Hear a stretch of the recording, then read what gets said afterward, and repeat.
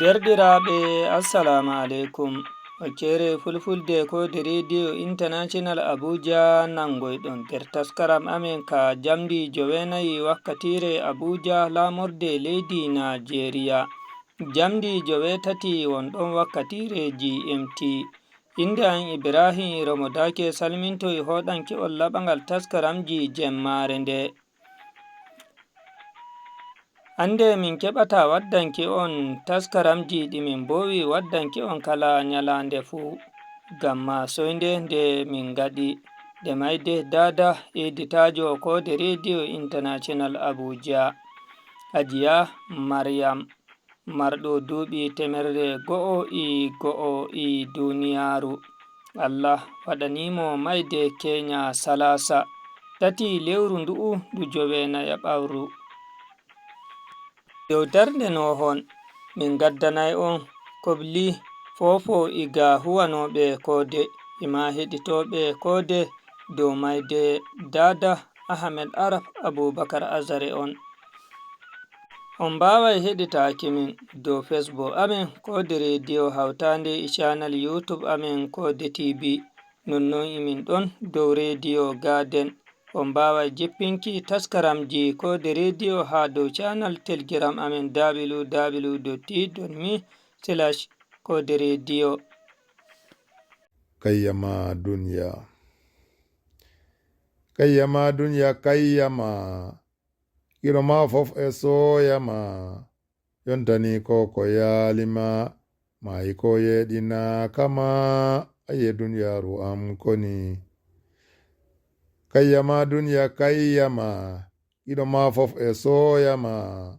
yontani ko yalima mai ko yeɗina kama aye dunyaru am koni. Kanyo mananga ɗum karaw giɗo maɗa karaw anni ko moy aɗon bajaw timmina jokka o bollaw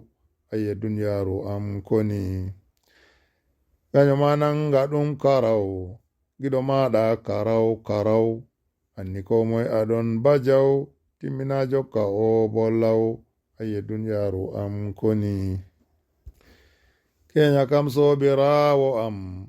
ande bo derɗirawo am ande fo ɓurɗo ɓadgoyam se mbiya worko wadiyam be ma'a dunya am koni. Kenya kam sobirawo am ande bo derɗirawo am ande fu ɓurɗo ɓadgoyam se mbiya worko wadiyam be ma'a dunya am koni. Sobiraɓe ngare nane luttuɓe keddi jawɗine taskoye ƴummoye pine nami hersin jotta sune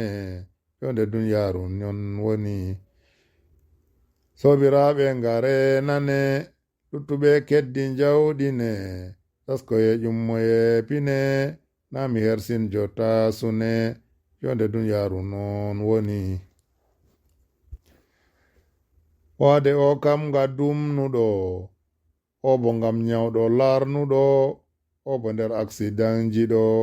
o yabo koddiroje ɗo mojo acca o jammini. Wade o kam ga dumnuɗo o bo ngam nyawɗo larnuɗo o bo nder accident jiɗo o yabo koddiroje ɗo mojo acca o jammini. Ɓiɗɗo acca ka dillira inna heddiɗo simtira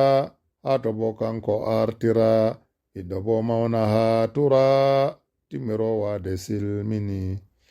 Ɓiɗɗo acca ka dillira inna heddiɗo simtira ha to bo kanko artira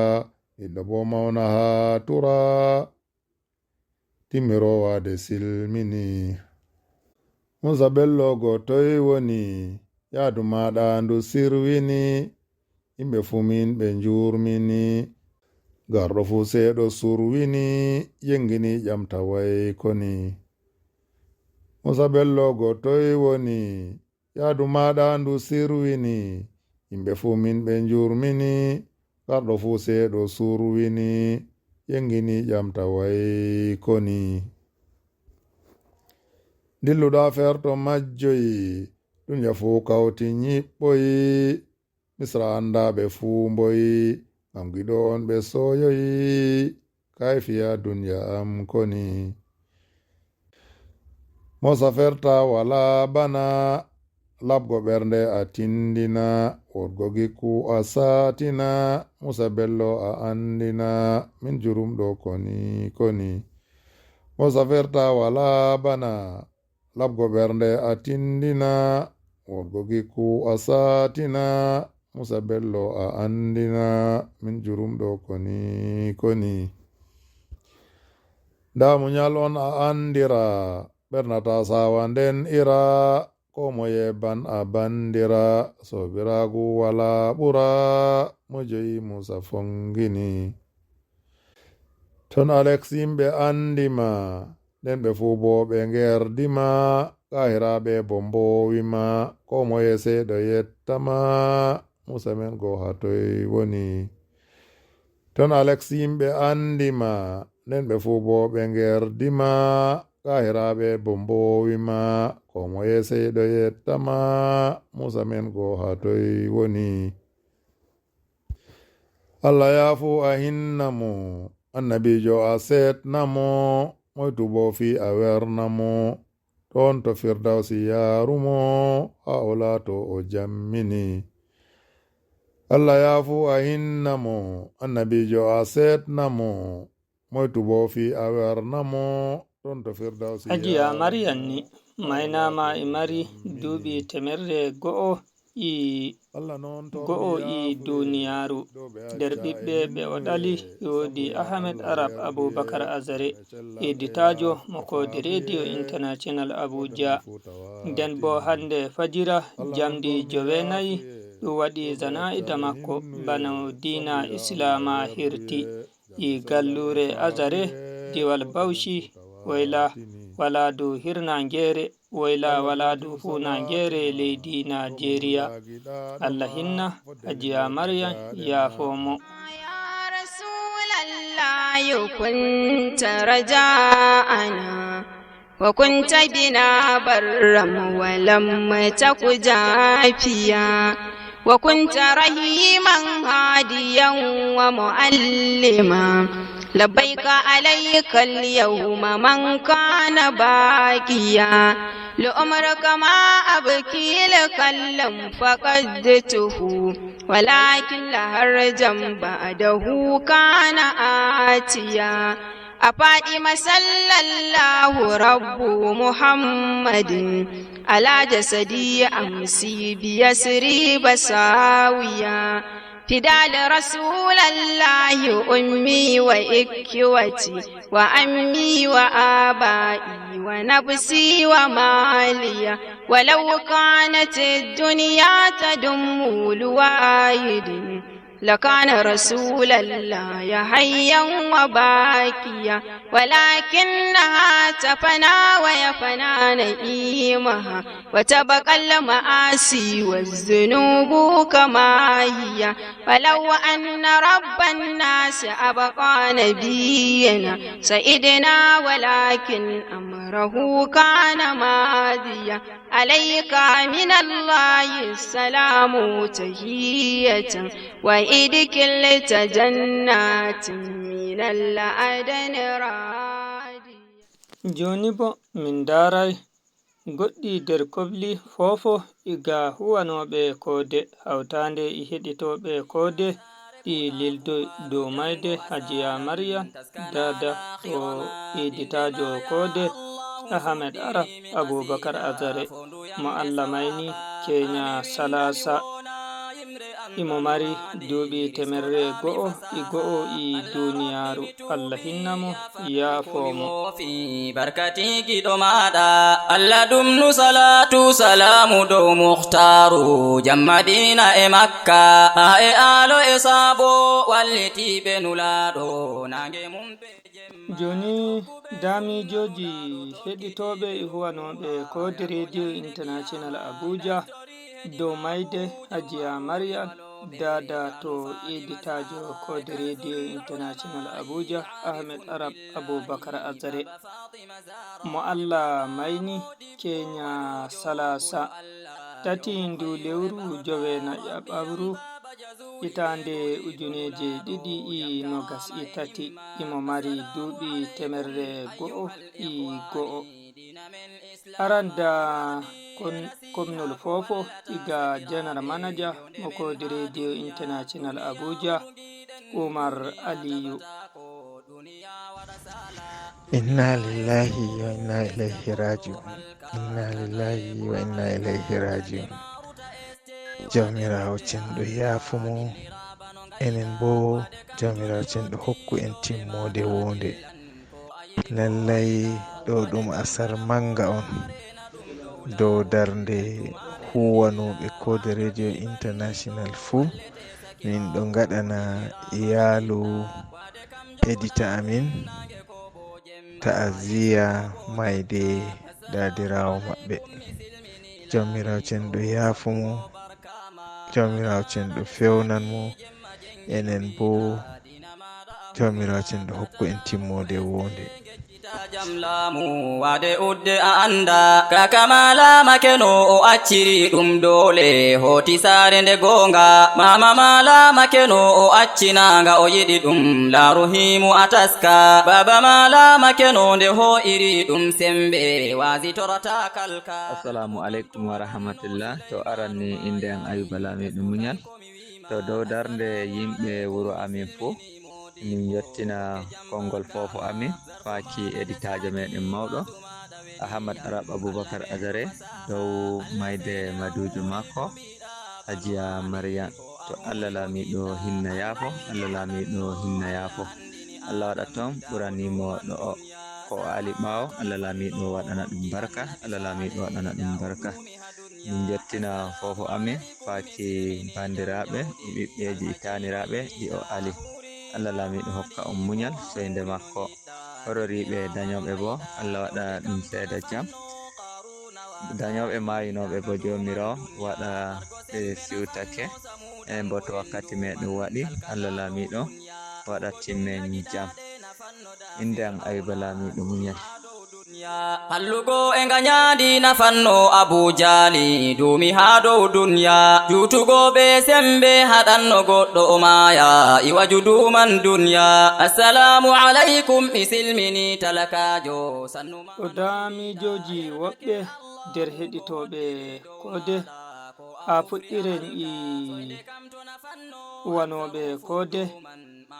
Abdurrahman Jarumi o wi Allah yafomo. Usumayyaya Musa wakilijo kode mo Maiduguri o wi Allahu akbar. Jaiz Allah yafomo, jaɓa koɗako mako hokkamo aljanna ɓurduka. Ibrahim Muhammed Junguɗo wakilijo kode mo Bauchi o wi inna lillahi wa inna ilaihi raji'un. Allah hinna yafo. Sai wakilijo kode mo Adamawa Abubakar Sa'ad Ganye o wi inna lillahi wa inna ilaihi raji'un. Allah yafomo. Sai Al'amin giɗaɗo Jada editajo ɗiɗaɓo mo kode wakilijo ɗo ma'iga diwal Adamawa o wi inna lillahi wa inna ilaihi raji'un. Jomirawo hokkamo aljanna firdausi.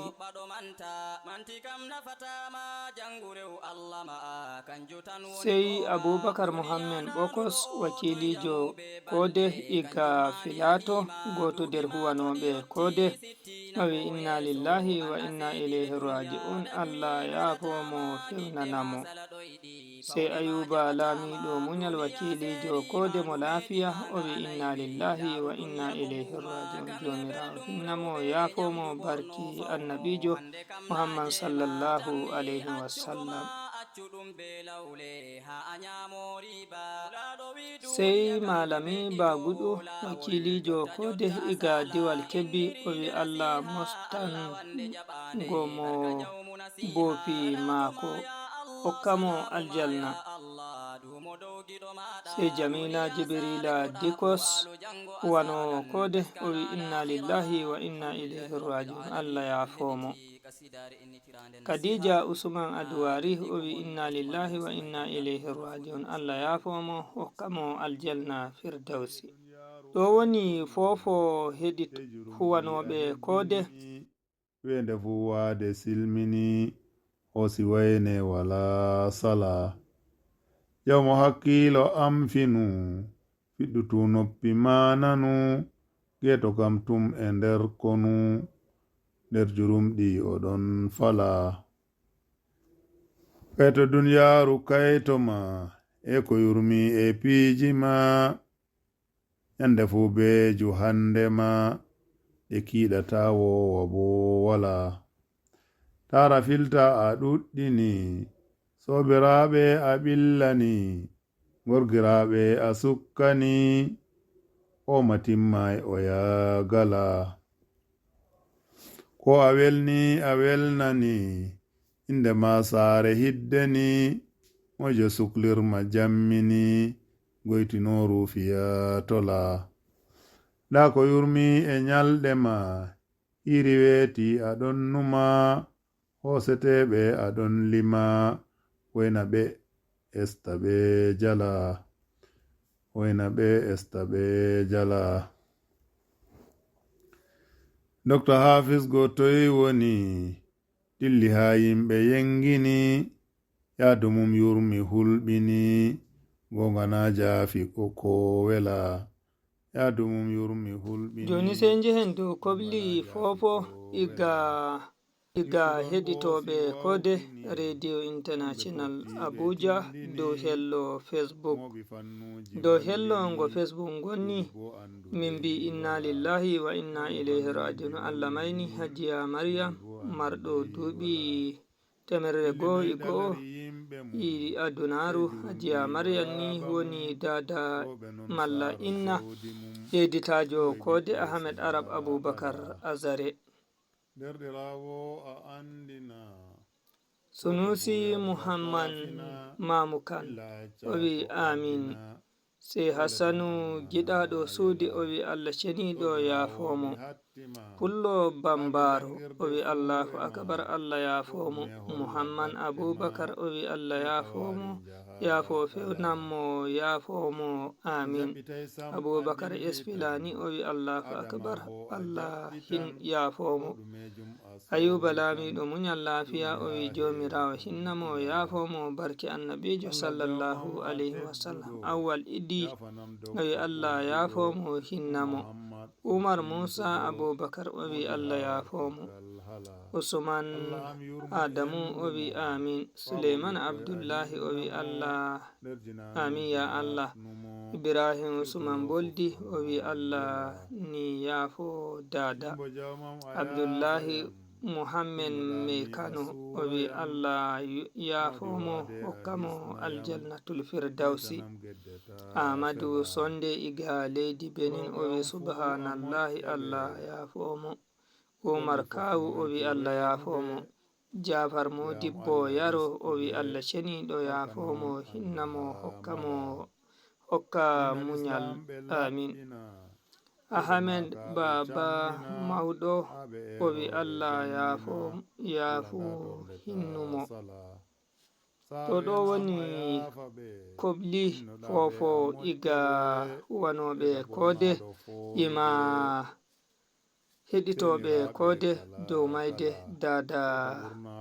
ahmed arab abubakar azare editajo mo kode radio international abuja to allah hinna dada allah yafomo allah yurmamo rokkamo aljanna firdausi nusula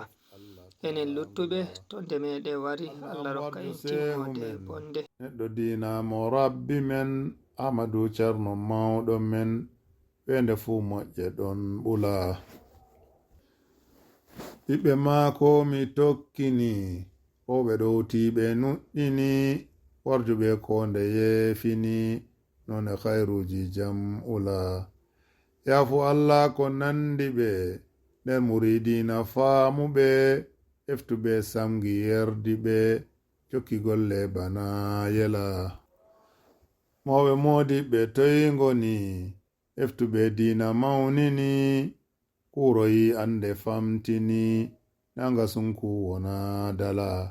yafuɓe allah warjuɓe ko mi limtai a andi ɓe ceerno kam arti yerdiɓe an bo gerdaɓe ta sala hor salatuji ɗuɗɗina fodde limle ko tindina tagle ma fof ko lonjina fodde andal ma silsila ɗon nulaɗo muhammadu gadduɗo dina amjadu tagle fu kanko sayyidu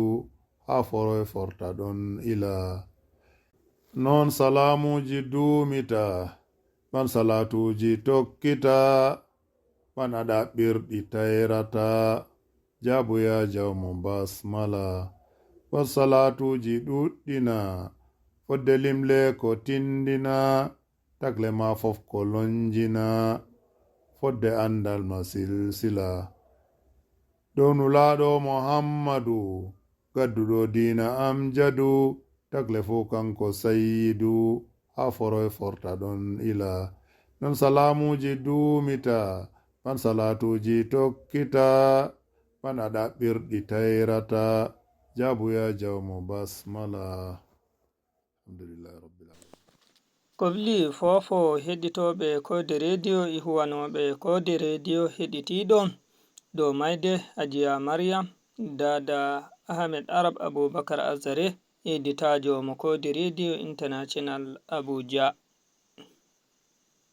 to toni on woytu on ɗo wondi e kode rediyo international abuja lamorde leydi nigeria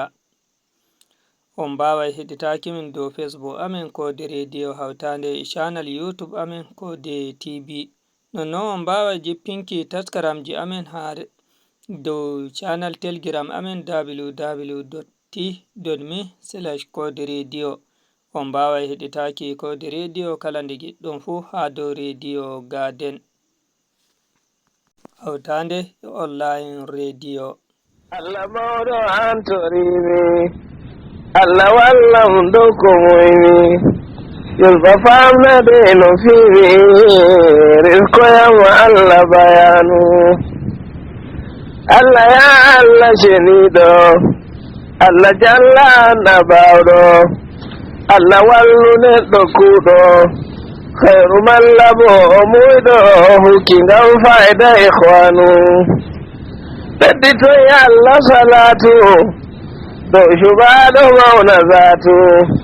tedduɗo ɓurda sifatu no sahabo en fu hawtu mobɓe yamin nder jinanu ano en suududu maako jaganiɓe dina maako janginoyɓe sunna maako mobɓe yamin tonto maako kisno yamin husuranu muyo am yusbuki famna ande gonne nder qur'ana ɗum hidao an wildana fu e ginɗo janga ayna kita janguki qur'anu to kadi hetta bayanu hala kewka dow qur'anu hotenere ka faamu famnu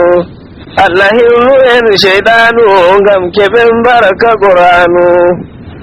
andu faa deftere Allah nden nde fuunde wonde Allah ɗon nde nuldagiɗo Allah ɗo to ɗemgal Jibrila ngam o jangna ɓi annanu wonde nden nde sanjatake kongi maare battatake ɗum ɗo sanjay jabatake ndena Allah mematake ɗum ɗo memay fuyo wanu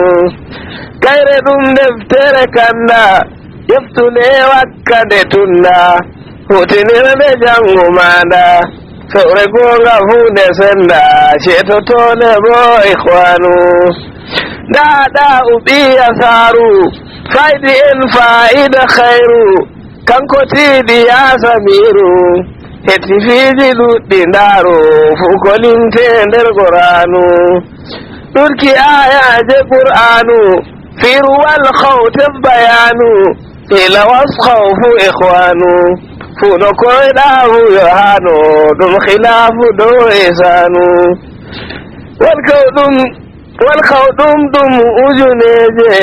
jeego naneje maje yau temen da mu ba maje sai 30 bilto maje dan jewe go famu turki sura ji qur'anu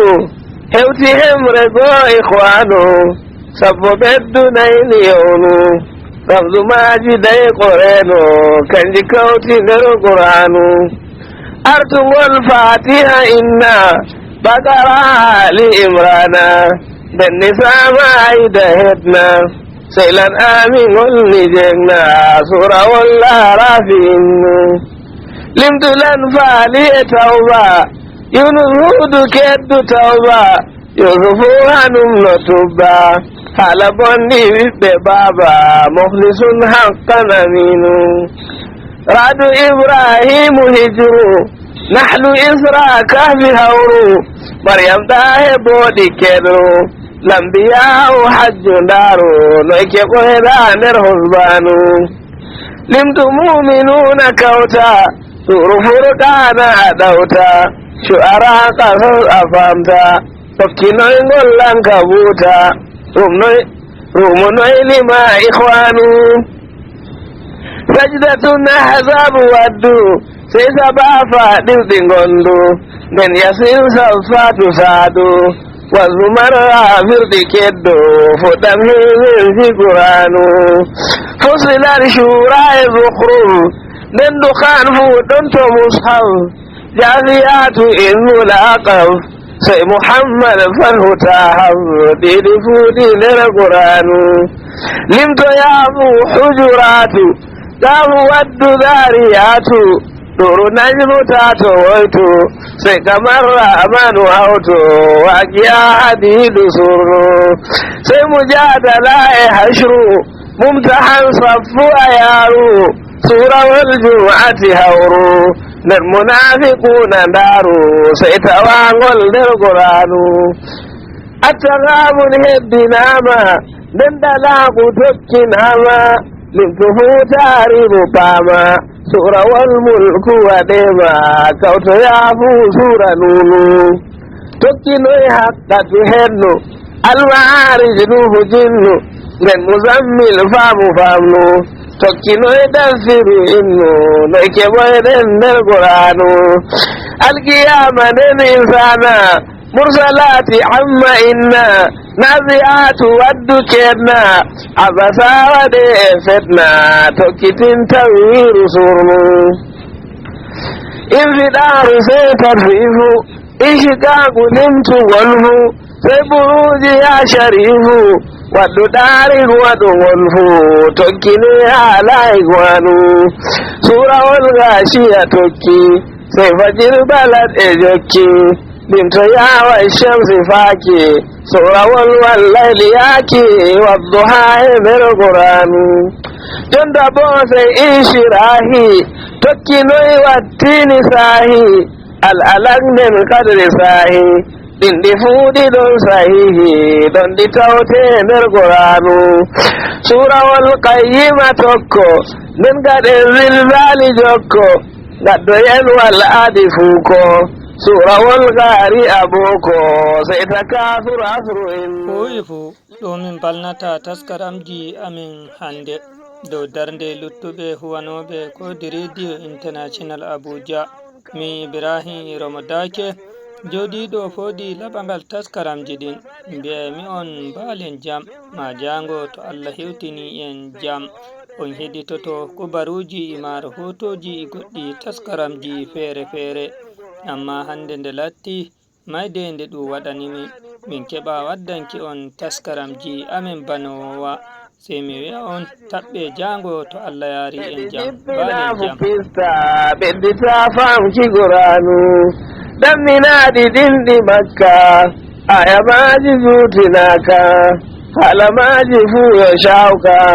goɗi tinki allah nanka kanji arti nder qur'anu juɗɗi bo ɗinɗi madina ton ɗi jippinaɗi jangna